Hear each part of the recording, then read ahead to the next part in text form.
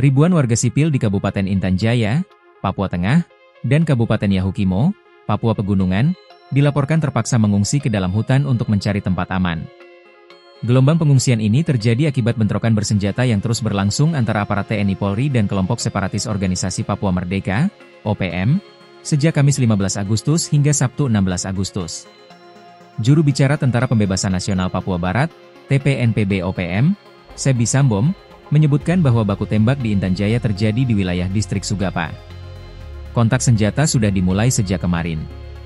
Pagi ini, mulai pukul 9 WIB, operasi militer dilancarkan di sejumlah kampung, antara lain Eknemba, Zoambil, Taitawa, Kusage, dan Bajemba, ujarnya dalam siaran pers tertulis pada Sabtu 16 Agustus. Sebi mengatakan operasi tersebut menimbulkan kepanikan di kalangan masyarakat sipil. Ia juga melaporkan bahwa bentrokan serupa terjadi di Yahukimo, di mana aparat keamanan terlihat bergerak di sekitar jalan gunung dan pos penjagaan jembatan Kalibonto.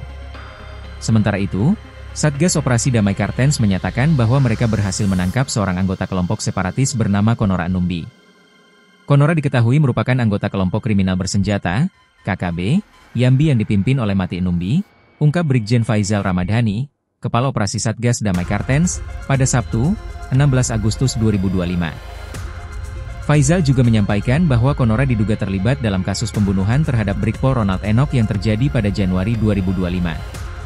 Ia menegaskan bahwa TNI Polri akan terus melanjutkan penindakan hukum dan pengejaran terhadap kelompok separatis bersenjata di wilayah Papua.